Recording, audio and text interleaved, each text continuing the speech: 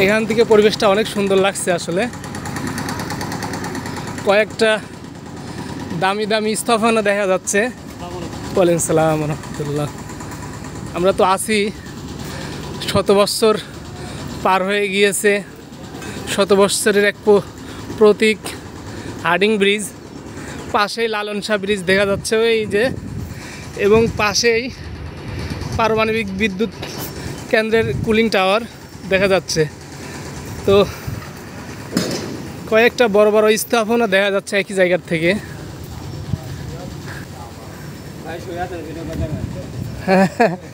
মাশাআল্লাহ ভাই, এখানে শোয়ার মতো মনে হচ্ছে যে শোয়া জায়গা বা ভালো লাগছে। আমার তো পা কাঁপছে, নিচে থাকলে যেমন পা কাঁপছে। হ্যাঁ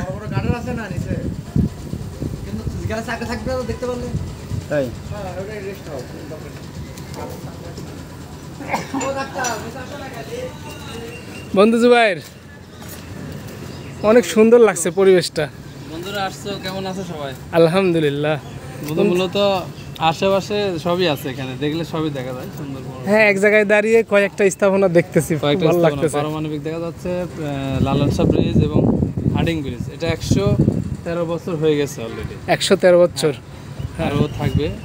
সামনে আরেকটা জিনিস দেখাবো, সেটা হচ্ছে 1971-71 যুদ্ধের সময় বোম মেরে যেই একটা গাডার করেছিল, সেই গাডার পর্যন্ত আমরা যাবো ইনশাআল্লাহ। মানে 1971 সালে যুদ্ধকালীন সময় একটা গাডার ভাঙার প্রয়োজন পড়ছিল, তাই না? মানে যুদ্ধকালীনে বোম পড়ে ওটা বিধ্বস্ত হয়, ও ওটা ধ্বংস হয়ে যায়। আমি তো এতদিন জানতাম যে ওটা প্রয়োজন ছিল, যে ওই গাডারটা ভেঙে দেওয়ার। এটাকে ব্রিজে মারছিল। ও আচ্ছা আচ্ছা, কিন্তু মূলত এটা আমি তো একটা গাডার হয়েছিল, তাই না? গাডার ওটা ধ্বংস হয়ে গেছে। তো যাই, এক জায়গায় দাঁড়িয়ে বেশ ভালো রকম ফিল নেওয়া যাচ্ছে। আকাশ টনটনা ক্লিয়ার আকাশ, নদীতে মাছ ধরে, এরপরে নদী, কুলিং টাওয়ার, এরপরে যে পরিবেশ, মানে ভাষায় প্রকাশ করে বোঝানোর মতো না। রূপপুর হচ্ছে স্টেশন, রেলওয়ে স্টেশন, এই যে সামনে। হ্যাঁ, ওখানেও যেতে পারবো।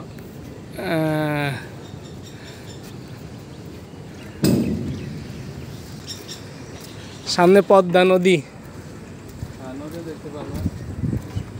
বিকেল হলে মনে হয় ওয়েদারটা আরো ভালো লাগতো, ফিলটা আরো ভালো আসতো।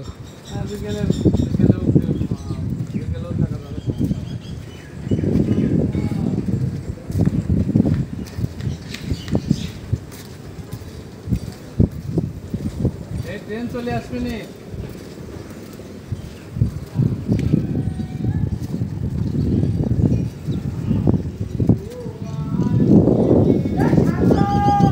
কেমন লাগছে?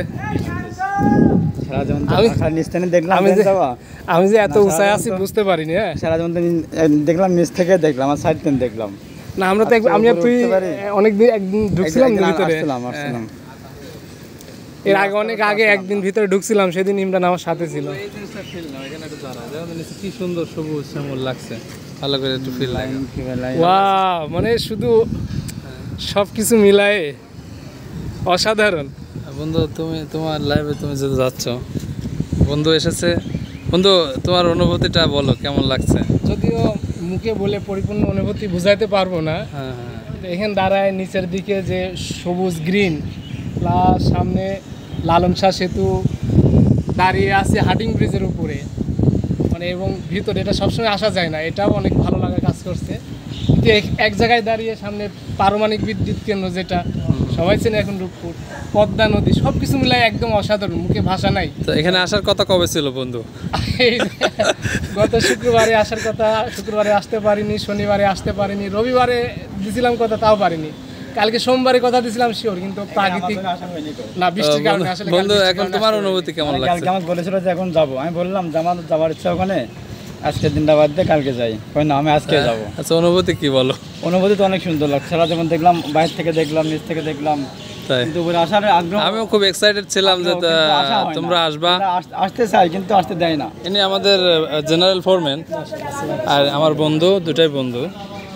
আমরা ক্লাস ঘোরালে আসি। ঠিক আছে, ঠিক আছে, ঠিক আছে। আকাশ, আকাশ, নীল আকাশ দেখা যাচ্ছে। নীল আকাশ, হ্যাঁ। তুমি একটু আকাশের যে এত সুন্দর একটা সিনারি লাগতেছে এখানে, পানির সাথে মিল। হ্যাঁ, আকাশের কালারে পানির কালার পরিবর্তন হয়, জানো নাকি? হ্যাঁ বড় নদী হয়তো বা মানে ওর প্রতিচ্ছবি পরে এরকম। হ্যাঁ পরে এটা এই যে যেমন দেখতেছে এই কালার, কালারটা উপরে নীলের জন্য কালার পানি কালারটা এরকম। কি খবর ভাই? কত দূরে দেখ, এই যে মোজা টোজা ফেলাই দিচ্ছ। আর ওই ব্রিজে তো অহরহ উঠাই যায়, হ্যাঁ অনেক উঠছি, অনেকই আছে, কিন্তু এখানে তো আছে এই যে সাইড দিয়ে যে এত বড় জায়গা করা, মানুষ হেঁটে যায় কাজের জন্য, দোকানপাতি নিয়ে যায়, মানে জেনারেলি ভাবে মানুষকে যাতায়াতের জন্য না, তাই না? প্রয়োজন অনুসারে এটা। প্রয়োজনে মালামাল নিয়ে যায় অনেক, এই যে রং প্রিন্ট করে না, অনেক কাজের ক্ষেত্রে প্রয়োজন হয়। পেইন্ট হচ্ছে, পেইন্ট হবে না, এটা মেয়াদ শেষ হয়ে গেছে, আবার করবে। 1992 পেন্টেড অন ফেব্রুয়ারি 2020। হ্যাঁ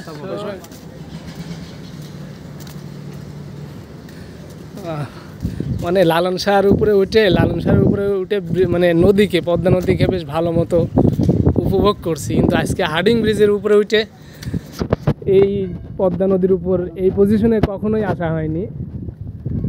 আসছি এর আগে অনেকবারই, কিন্তু একবারই শুধু, অনেক আগে 2016 কি 17 হবে, তাই না ইমরান? ওই সময় একবার ভিতরে ঢুকতে পারছিলাম, তবে এত দূরে না।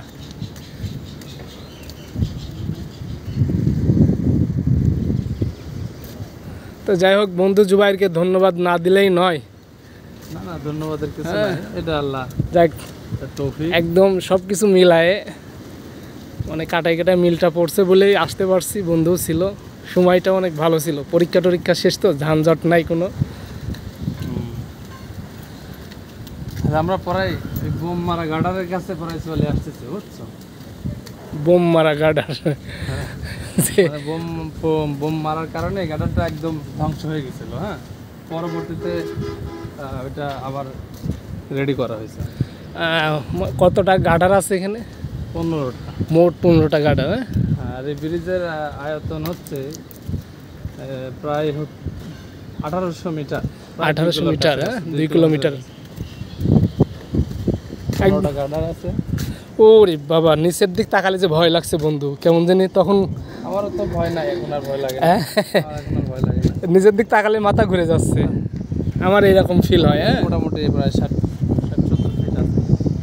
একদম পদ্মা নদীর উপরে এখন। বন্ধু এখন এসেছে এই যে 1971 সনে যে স্থাপনাটা ধ্বংস হয়েছিল, এখানে আসে গার্ডার নাম্বার 11 বা 12 নম্বর গার্ডারে এই স্থাপনাটা হয়।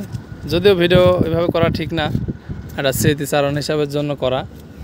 তো মূলত পক্ষে বন্ধু যে লালন শাহ প্লাস, বন্ধু লাস্ট অনুভূতি এই 71-এর গার্ডারের বিষয়টা নিয়ে একটু বলো।